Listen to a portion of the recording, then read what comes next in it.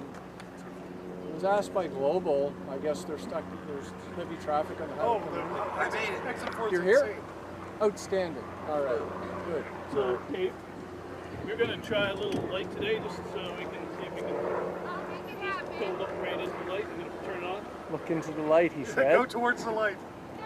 Look into the light. I'm juggling some stuff here as well. Oh, does this thing just turn itself off? Okay, that's not bad. My hand's full today. Does that work for you guys? All right? Good.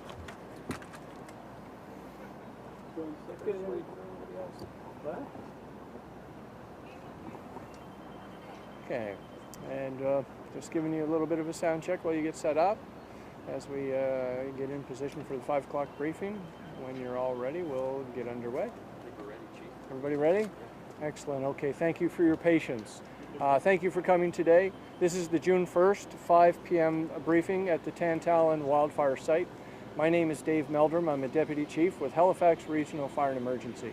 With us today we have David Steeves, a Forest Resources Technician from the Nova Scotia Department of Natural Resources and Renewables, and Corporal Guy Tremblay of the Royal Canadian Mounted Police. And again, thank you for coming. It's a busy day and everyone's working hard. On behalf of Halifax Regional Fire and Emergency, I offer this update. Our firefighters and our mutual aid firefighters from other municipalities have been working together with partner agencies here all day. It's hot and it's hard work, and I can tell you they're working very hard on numerous flare-ups here inside this operational area. They're doing well, and we'll get more technical descriptions from David Steeves momentarily, but they're beating back flare-ups all over this operational district, and they're doing a great job. And it's a tough job. You might see firefighters behind me moving around with white towels. That's one of the many tools we're using to try to reduce the impact of heat stress on these people as they do this important work. I want to talk to you about what's going on a little bit outside of this operational area in the Halifax Regional Municipality this afternoon. We're having a very, very busy afternoon due to fire activity. You can hear some sirens going now. The operations chief has just sent me an update, so if you will bear with me, I'll share some things with you. We're receiving very high call volume this afternoon, and we've had 12 outside fires since noon today. We've also have other major fires underway. We have a significant building fire on Coburg Road in Halifax. The Waegwoltic Club we were called to at approximately 1:35 this afternoon. Initially, we went in the offensive strategy, which means we entered the building to extinguish the fire, but the fire is too severe, and we are now in the defensive strategy. So the Waegwoltic Club will receive very significant structural damage, perhaps destruction. We've got 10 apparatus and 50 personnel fighting that fire as I speak. We have been able to salvage some photos and historically important artifacts from the building before we had to leave the building and go defensive for reasons of firefighter safety. We also have a fire at Prospect Road in the St. Margaret's Bay Road area. This one started around 2:45 this afternoon, and a large area of forest and brush are involved. This has been knocked down, so in our lingo, this means the initial flames have been knocked down by an offensive attack. We have 10 units on scene, and I understand the Nova Scotia Department of Natural Resources and Renewables are there with us as well. Thank goodness.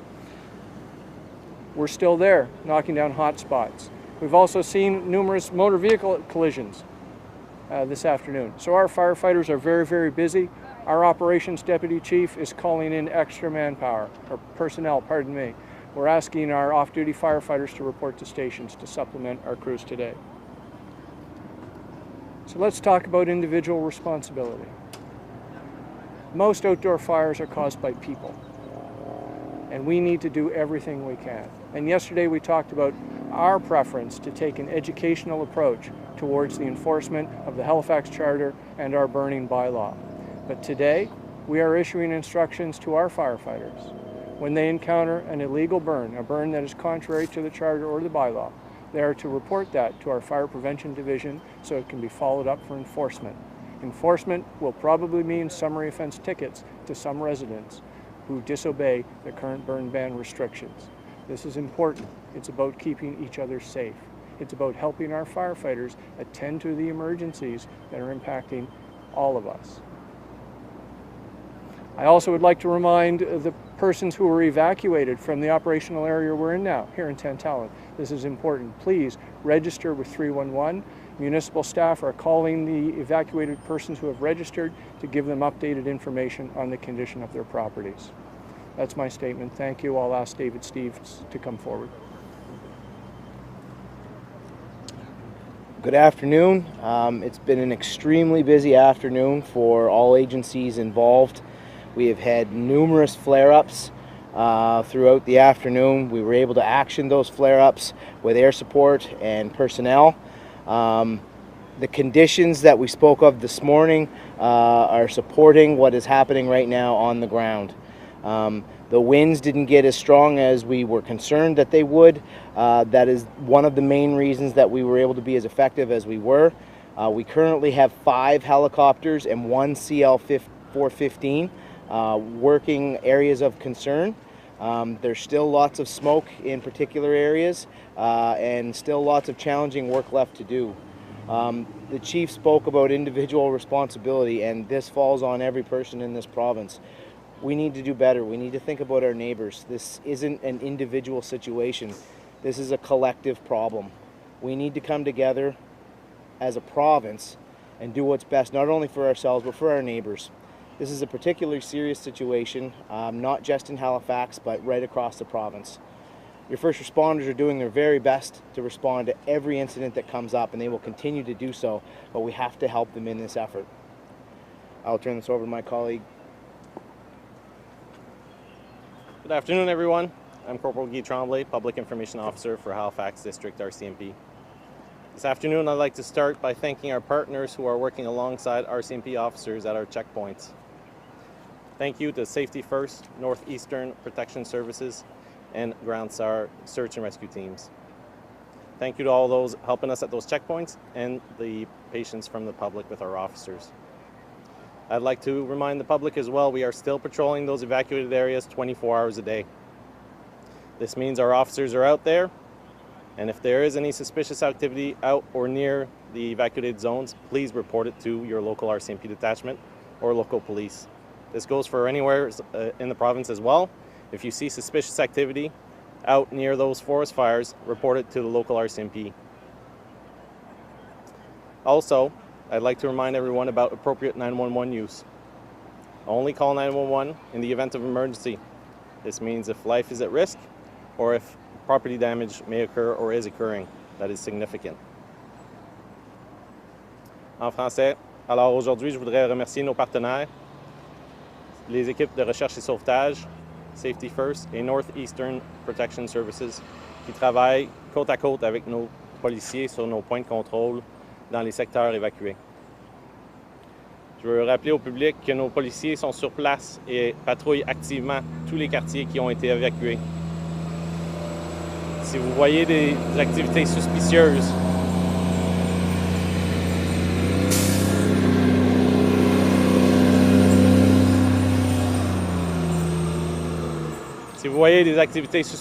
dans les alentours des secteurs évacués ou n'importe où dans la province où il y a des feux de forêt qui se passent en ce moment, s'il vous plaît, contactez les policiers, votre corps de police local ou votre poste de police de la GRC le plus près.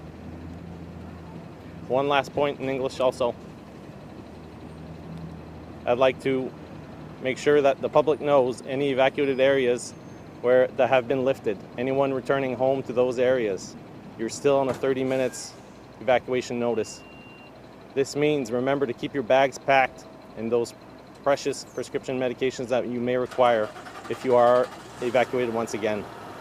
Un dernier point en français pour les secteurs qui ont déjà retourné chez eux où les évacuations ont été levées. Vous avez toujours 30 minutes d'avis pour d'autres évacuations. Cela veut dire gardez votre sac prêt à partir et vos médicaments de prescription aussi près de votre sac pour partir sur un moment. Merci beaucoup. Thank you very much. I can take questions in French if you have any. Et s'il y a des questions en français, je peux en prendre. Meldrum, when you say Prospect Road is knocked down, does that mean under control? No, it does not. Sorry. No, it does not mean under control. Knockdown is kind of firefighter jargon, if you will. Most of the open flame has been suppressed, so now the firefighters will be dealing with more smoldering fire and digging that out and ensuring complete extinguishment. And this area, is this like Long Lake Provincial Park area? It's a Prospect Road address. Of course, I'm here, not there, so my information is quite limited. And I just want to make sure I'm clear on the WAG. Is that a write-off in the building? Certainly appears to be very, very, very significant damage, yeah. Was that anything related to the fire that you had before, or any idea what may have happened at the WAG? Absolutely not. All fires in the Halifax Regional Municipality are investigated by our fire investigators or captains, depending on severity. This one will be investigated. You mentioned 12 outside fires. Can you elaborate on what that looks like, and is that impacting the work being done on some of these active forest fires? Well, it impacts our surge capacity for other emergencies in the municipality. We're holding our resources for the most part here that are committed here because this site's important. You know, we know that this site matters to a lot of people.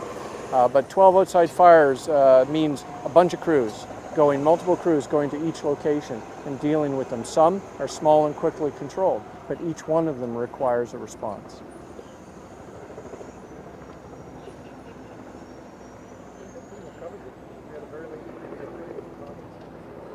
Thank you very much for coming today. We will make ourselves available again tomorrow at 9 a.m. and again at 5 p.m. I wanted to ask you one more question. Oh, certainly, by all means. Regarding the fire here in Upper Tantallon, you mentioned that there's hot spots coming up right now. Can you tell us, does that look like there might be other evacuations in play tonight? Do we see the zone maybe increasing because of these flare-ups and these hot conditions? No, well, I'll say no, all right? Nothing is certain. If conditions change, it's so terribly dry right now. That is a significant challenge. Right now, the wind is actually fairly favorable in that it's not strong. So, you know, just talking to the incident commander, who, like David, is much more of an expert in forest firefighting than I will ever be, but understanding that when the wind's less severe, we can get on those initial fires more quickly. They stay vertical. The heat and flame goes up and travels less distance over ground.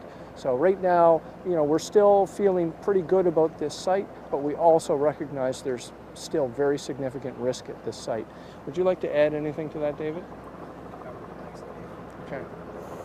Any message to people that are still continuing to burn fires either in the backyard or that it just aren't getting it?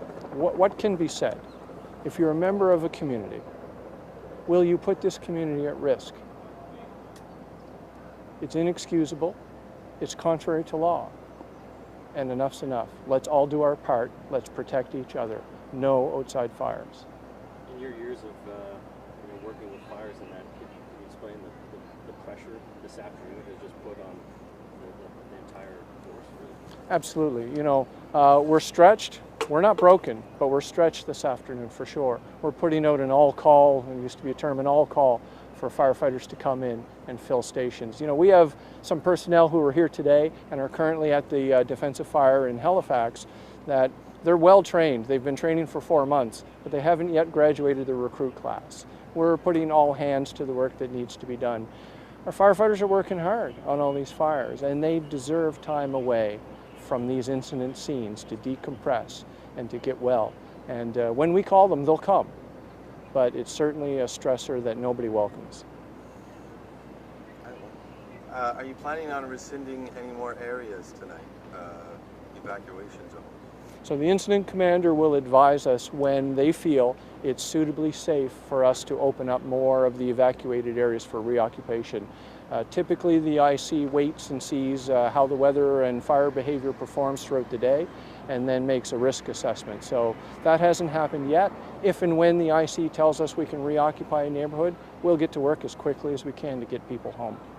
We heard that there was going to be support coming from the U.S. in terms of maybe 100 firefighters here for Nova Scotia, and we heard the Canadian Armed Forces will be increasing their presence. Any indication on when they're going to arrive and we might see their feet on the ground here? I'm going to send your question to David. Sure.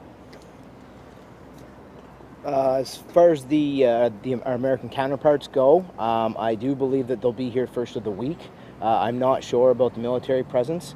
Those questions could likely be answered if you contacted our Fire Control Center in Shubenacadie. They'd be happy to answer your questions.